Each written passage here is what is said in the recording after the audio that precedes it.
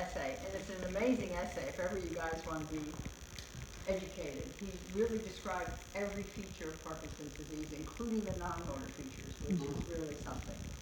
And I'm singing to the choir here when you know about the age and the prevalence of things.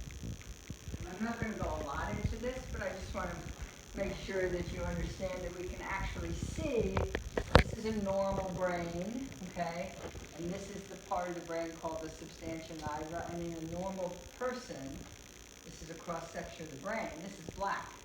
And it's because the cells have melanin in them, okay, which is black, just like a melanoma. You've heard of melanomas and things. And in a Parkinson's patient, you lose those neurons in the substantia nigra. And in the DAT scan or PET scan, and I'm sure many of you have had either one of those, you can see a depletion of the dopamine terminals, okay? And so that's actually what's happening in the brain in the patients with Parkinson's. The clinical features of the disease you should be telling me, because you're the guys that live with it every day. But let's talk first about the motor symptoms. And we know there's tremor, which is not in everyone, okay? Tremor is not an absolute. There's bradykinesia, which is slowness of movement. Rigidity, which is the stiffness of movement. And the imbalance. And of course, it's the imbalance that gets everybody in trouble more than anything else. Because it's the imbalance that leads to the falls and broken hips and the cracked skulls and things. So those are serious symptoms of Parkinson's. But more important these days, because we do a pretty good job with the motor symptoms, but we don't do a very good job with the non-motor symptoms, okay? And what happened is, because we do such a good job with the motor symptoms, now all these other symptoms are coming out. And they're the ones that really affect patients' lives once we have the motor symptoms controlled. So, autonomic symptoms, the autonomic nervous system is the part of the nervous system that controls your blood pressure, controls sweating, controls pupil size. It's the one that's responsible for you getting lightheaded when you stand up, for example, and many patients have a terrible time with what we call orthostatic hypotension, where you get lightheaded, you can faint. I've had a Parkinson's patient have a stroke because their blood pressure got so low. So that's orthostatic hypotension. There's psychiatric symptoms, and these are real. This doesn't mean you're crazy. These are symptoms of Parkinson's disease. Anxiety. Apathy is one of the worst ones, where you just don't want to do anything that you used to love to do. You don't want to go out of the house. You don't want to do any of the activities that, things that you enjoy. Depression, 95% of patients with Parkinson's have depression. Psychosis, hallucination. That can be a symptom of the disease, as well as a side effect of the medication. So you have to sort of sort through what's what. And then dementia is found in Parkinson's. The GI non-motor symptoms you all know and you can tell me about. Most obviously the constipation, but also the delayed gastric emptying, the drooling, the difficulty swallowing. And the delayed gastric emptying in particular speaks to why the Duopa therapy is so successful, because it delivers the levodopa away from the stomach where it can be directly absorbed. So we can talk about that later if you like. And then sleep disorders, very high incidence of restless leg syndrome in Parkinson's disease, periodic leg movements of sleep, insomnia, REM sleep behavior disorder. I don't know if you all know what that is, but that's actually when you act out your dreams when you're asleep. And that actually in younger people is a predictor of who will get Parkinson's in later life. Can I ask you a question now? Of course. When you say acting out your dreams, Yes, you're talking about movement? Yes, movements, kicking in bed, punching in bed. Very often it's the partner that says, you punched me in the face last night, or you have to go sleep somewhere else so that you can get some sleep. It's a real problem. And then excessive daytime sleepiness. That can be from the disease, but it can also be from the medication, so we'll have to sort that out. So, in the past, we always said that Parkinson's was just a movement disorder, but I think really these days, in the last even 5 to 10 years. It's really, we know that the non-motor features predate the motor features by years. And there's some people that say that you're born with Parkinson's disease, that you are born with Parkinson's disease, and depending what you are exposed to in life, it may or may not get expressed. So it starts years before. And this idea of Parkinson's complex, and the next slide's going to address this too. But it involves many parts of the brain, not just that little area that I showed you wasn't black anymore. It involves the whole brain with multiple symptoms. And so to get the idea, this is a little bit complicated, but it speaks to the point of when the disease starts. Wait, if we look at this graph, this is time, and now we know there's at least 2 phases, if not more, of Parkinson's. There's a pre-symptomatic phase, and there's a symptomatic phase. And the symptomatic phase is when you start to get the tremor and the motor symptoms. But the pre-symptomatic phase is when you have a loss of the sense of smell, when you start to get constipation, when your bladder begins to get affected, when you have sleep disorder and depression. This is years, literally years, before you'll ever have a tremor, ever have slowness, ever have stiffness. Next phase, stage 3 or 4, we now start to get some subtle motor findings, okay? Unilateral tremor, rigidity, slowness of movement, poor balance, and bilateral fatigue. I don't know if you've been noticing this over here, but the abnormal cells first start way down here, nowhere near where the substantia nigra is. The next phase gets into the midbrain, where there is a substantia nigra, and then the next phase starts to involve cortex, and we have many more signs of debility. So finally, oops, sorry. Okay. So as you can see, it starts way low, and I haven't even put a slide in here about, okay, well the question becomes, how do we get it then? If it doesn't start up in the motor centers of the brain, how do we get it? Well, what's happened is they've found those abnormal Lewy bodies, and I'm sure you've heard of Lewy bodies, in the stomach lining.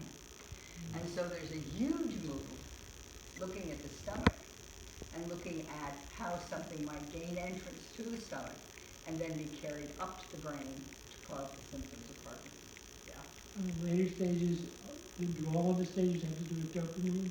There are many, many neurotransmitters. So not just dopamine? Absolutely not. Both dopamine and non-dopamine. Most of the research is on dopamine delivery? No, dopamine's the one we've known about Everybody knows since the beginning.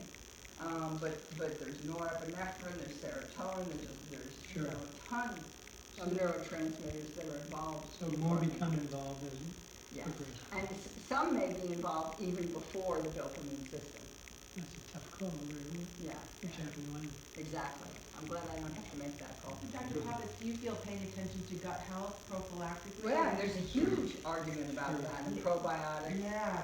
And there's actually been a few studies which are interesting where you know, for ulcers, there used to be a symptom, a procedure called vagotomy, where you cut the vagus nerve, okay, which controls acid to the stomach. Well, they found that patients that have vagotomies have less incidence of Parkinson's disease. So they think that it's the nerve endings in the stomach of the vagus nerve that take up whatever it is that's causing this, and that travels to the nucleus of the vagus nerve deep in brainstem. Wow. So that's how they actually think that happened. And that's where a lot of research is directed right now. Yeah. So we talk about this Parkinson's associated risk score or risk syndrome, PARS. And these patients that have this at age 20 or 30, if they have more than one of these, they're in increased risk of developing Parkinson's disease in later life. And those things are olfactory loss or impaired sense of smell, GI dysfunction, be it constipation, bloating, or whatever, the REM sleep behavior disorder, which we talked about, abnormal dopamine imaging, which is the DAT scan or the PET scan, abnormal neuropsychological, mostly being depression, okay? And then genetic factors, does anybody in the family have it? And if you have 3 of those things, as a young person, you have a very high chance of developing Parkinson's disease in later years. So if we look at the different phases conceptually, and we look here at that pre-symptomatic phase, the non-motor symptoms, and then the specific symptoms from onset, as the dopamine loss goes down, as the dopaminergic neuron loss gets bad and the dopamine levels drop, and I'm sure you all know that you've lost anywhere from 50 to 70% of your dopamine-containing neurons at the time of diagnosis. So all the damage, or 2/3 of the damage has been done, okay? And as these neurons fall down, you start to get some of these symptoms. This is non-motor symptoms. And then later on, we develop the motor symptoms. And you see, this speaks to your question about other neurotransmitters. Because you have symptoms, even when you've still got, even though the dopamine's dropping a little, you've got symptoms here. And remember, olfactory dysfunction can predate the clinical symptoms by at least 4 years. You guys know the treatment, so I'm not going to talk too much about this, but the L-DOPA study was published in 2004. Now, we've been using L-DOPA since the 1960s, okay?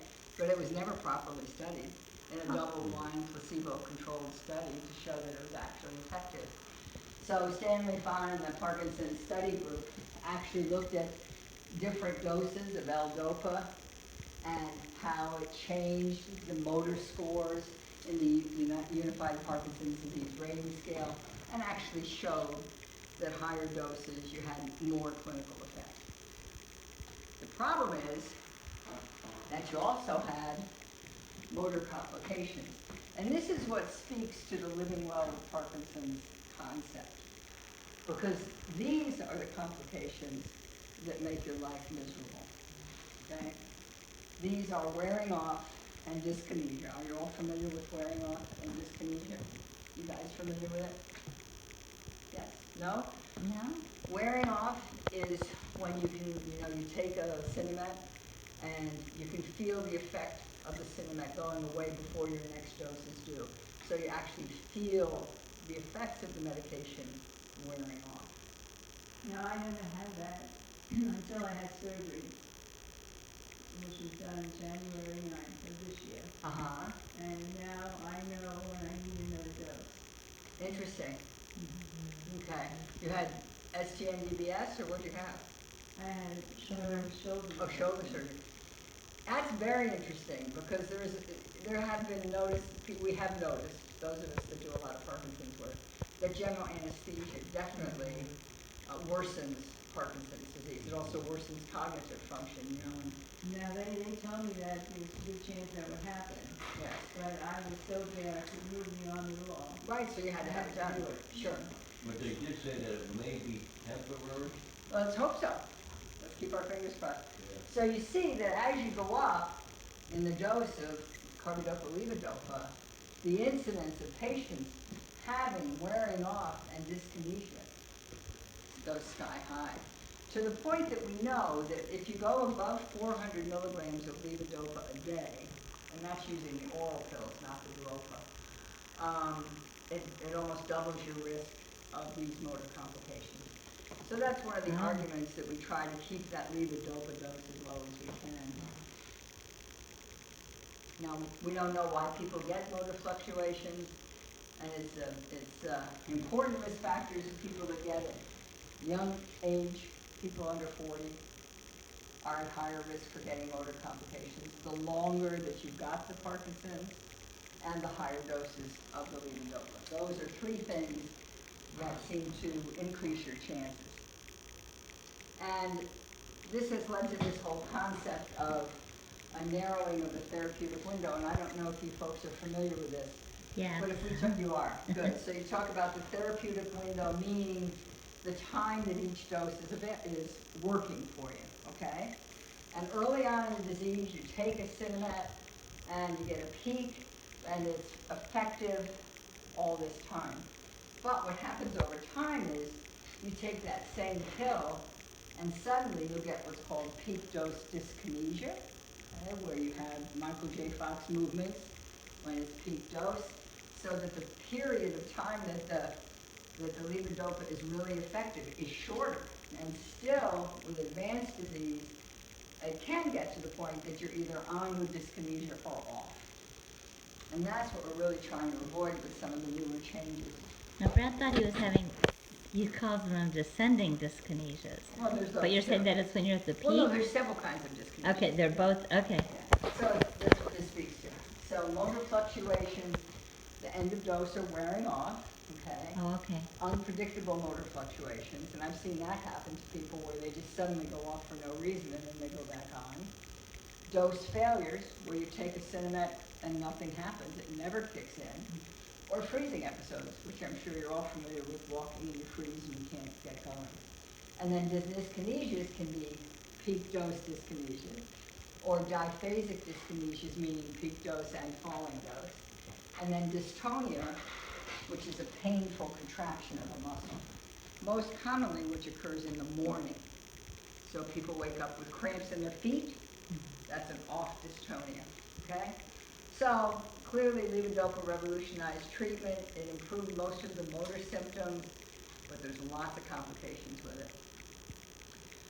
So how do you get rid of some of these things? Well, you can start using dopamine agonists. You can start with using MIOB inhibitors. So in other words, you can delay the initiation of Cinemet. As I said, you can consider initial therapy with dopamine agonists, and I don't know if you folks remember when you were first diagnosed what you were started with. You can start the levodopa with a COMT inhibitor like Contan to make each dose last a little bit longer, so you can use lower total milligrams. And if you're already on it, you can add the COMT inhibitor and decrease that levodopa dose. So again, this is all to try to avoid those motor complications. And I'm not going to go into this at length because you guys know it already. This is where all the different medications work.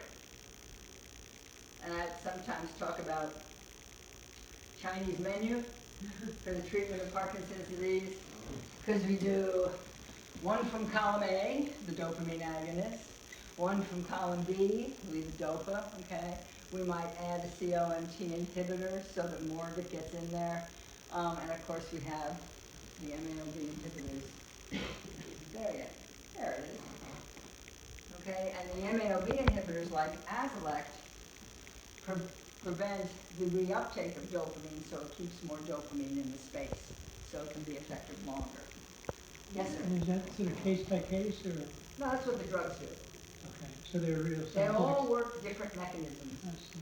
And the whole goal is to increase the amount of dopamine in your brain, be it synthetically, with the dopamine agonist, just stimulate the next receptor, be it actually getting converted to dopamine with Cinemet, be it inhibiting the breakdown of dopamine. So the whole idea is we're trying to increase the dopamine without increasing the Cinemet. I see. So it reaches a certain point where you might say, increasing the Cinemet here is gonna have, these side effects. Exactly. Let's So try let's something try instead. something else first. And so You that got may it. be done person by person, case by It's a case. very individualized treatment, and it's a very individualized disease. Everybody's different. Okay. Everybody's different. So I've heard. So, obviously, the treatment that's changed things are the surgical DBS options and the Duopa options, okay? And the whole goal here is to have, and these are the two I'm just going to talk briefly about. You're all familiar with subthalamic nucleus deep brain stimulation, I'm sure, where we actually, this is our setup. We've had a program at Bayfront since 2002. We've done hundreds and hundreds of patients. We do one side at a time, and I'll show you this. These are the electrodes that go in your head, and they just have 4 little active sites at the end. What's the success rate with that? That's, surgery? it's universally successful. It all depends on the skill of the people that's putting it in and their experience. Obviously, if it's put in the wrong place, it's not gonna work, okay? But if it's put in the right place, it works beautifully. And this is the generator. Unfortunately, I don't have one with me. It's like a pacemaker. It goes underneath the clavicle. And then this is how the I electrodes scheduled look. Joe for Medtronic to speak in November. Yes, good. This is how the electrodes look, and you can see the 4 little active sites. Okay, and then the wire comes up under the scalp and is run behind your ear and down to the generator. And this is just a little, this is one we did a while ago. Are we gonna get Yeah. Jim? Wait Jim a Logan? minute. Oh, yeah, I'll probably just try to move that.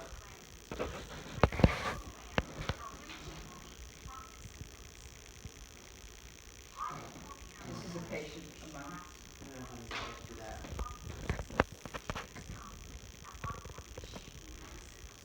I don't think I can do it. That was.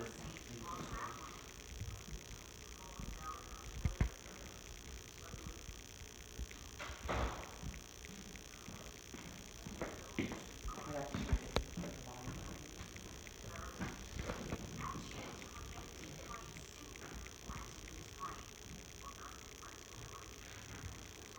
That's our neurosurgeon, Dr. Michaelis.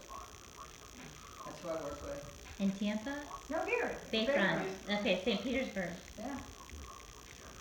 Excuse me. Sorry. Yeah, we've had this stuff here forever. That's good. That's a younger me. Since 2002. Awesome.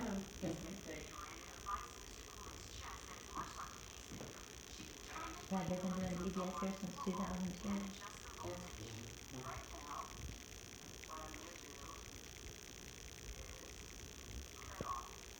So now I'm turning off his stimulator. Oh, it's so dramatic. Yeah. Look at his tremor. Yeah.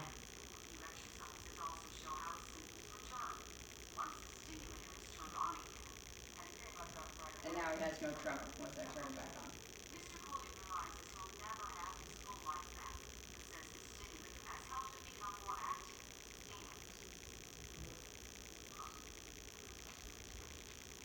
Yeah, that's one thing it does. You take less medication because you use the electrical stimulation in place of the pill.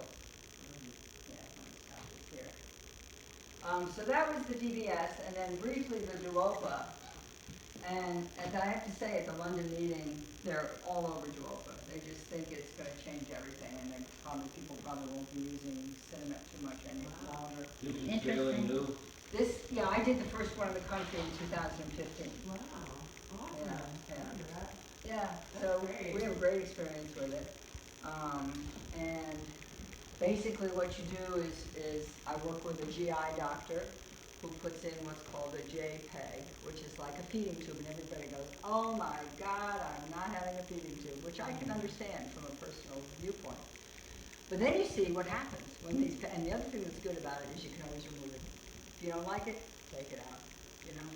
So you put in the tube, and as I was alluding to previously, there's this big problem with the stomach and delayed gastric emptying in Parkinson's. So the tube actually goes into the duodenum, which is past the stomach, so it avoids all of the complications of the stomach and gets absorbed directly into the duodenum. And that's what's so nice about it.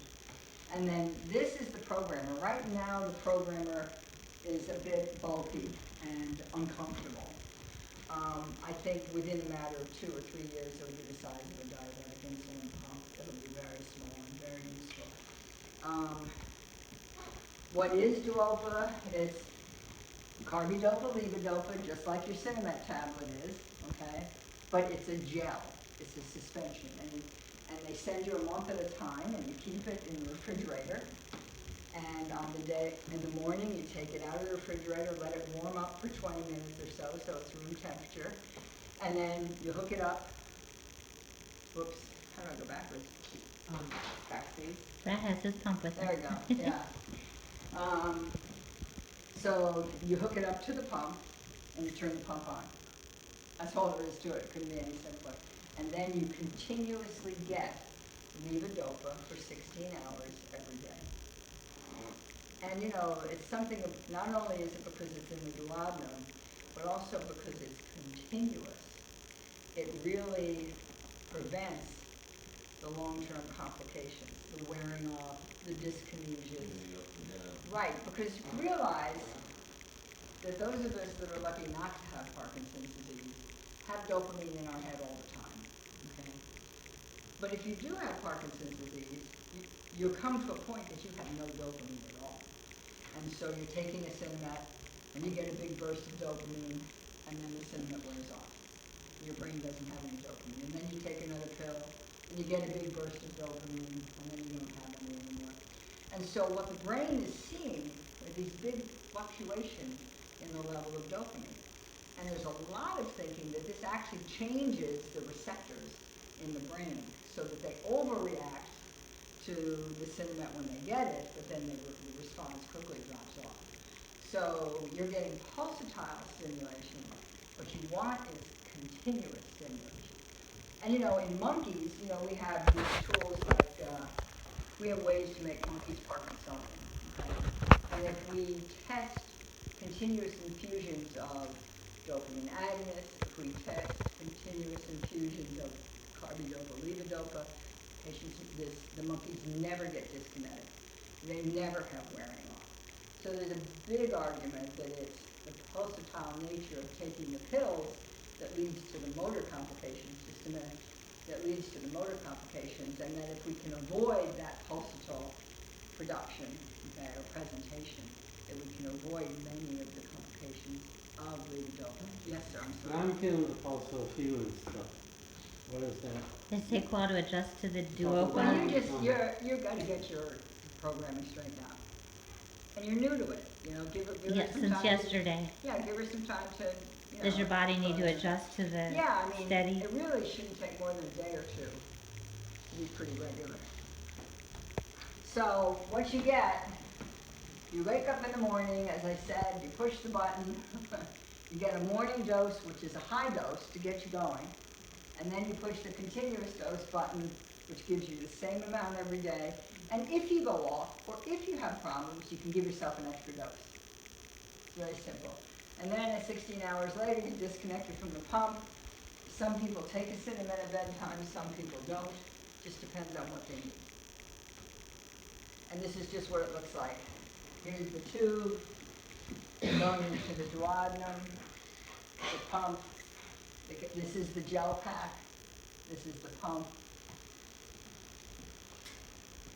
You know, and this is the technology that's truly changing the treatment of Parkinson's disease. I have to say, I'm very impressed with it. And so there's a daily routine. And then the good news about that is it can be adjusted. So, for example, I had a patient that I saw this morning, a dear patient of mine who I did the original DBS on many, many years ago as a young Parkinsonian. And he had duopa placed about a month ago now. And he came in for follow-up, and he said to me, well, I'm having to give myself a bunch of extra doses. Okay, well, that tells me that he needs a higher continuous dose during the day, right? And he said, and his wife said to me, oh, you know, he's getting dyskinesias in the morning. Well, that tells me that his morning dose was too high. So I bumped down his morning dose, I increased his continuous dose, and he'll come back in a week or two to see how he's doing with that. And he takes no Sinemet, he doesn't take his Nucro patch anymore.